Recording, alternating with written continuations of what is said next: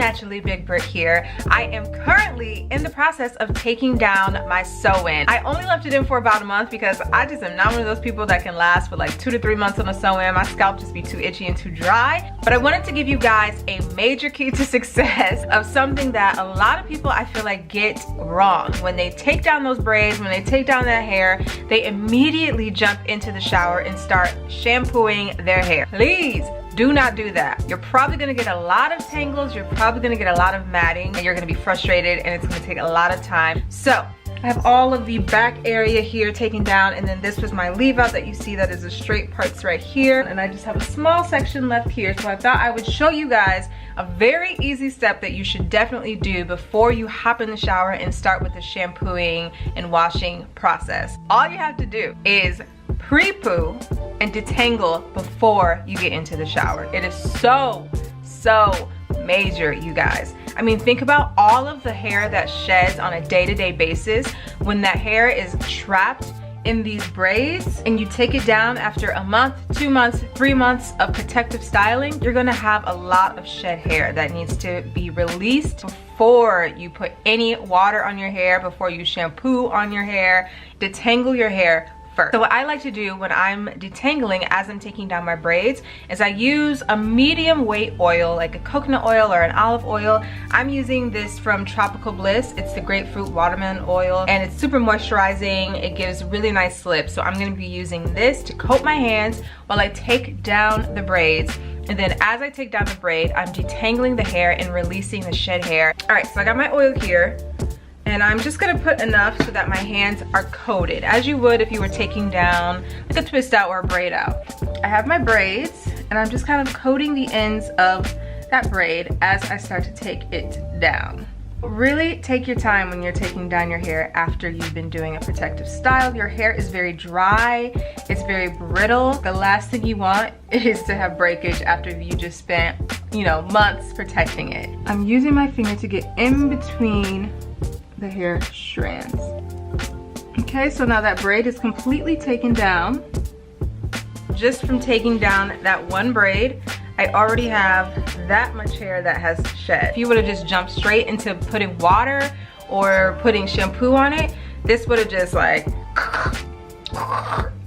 crinkled right all up into all of your hair and just created tangles and matting that would be so frustrating. So much more time trying to detangle. Now that the braid is released, I'm just gonna put a little bit more oil just on my hand, just a little bit, and I'm gonna go back to that braid and I'm gonna start adding it to the end of my hair. And what I'm doing is just, again, using my fingertips to gently detangle.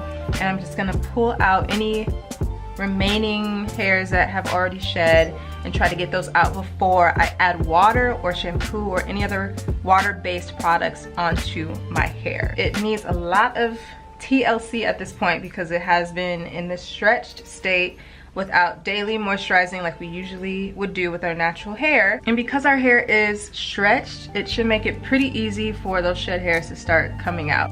And look, just from that, voila. I've had so many of my friends who have done sew-ins or had braids, and they jump immediately into the shower and put water and shampoo all over the hair, and then they're like, my hair's so matted, like what happened, what did I do? I'm like, well, did you do a pre-poo and did you detangle your hair before you got into the shower? And they're like, what?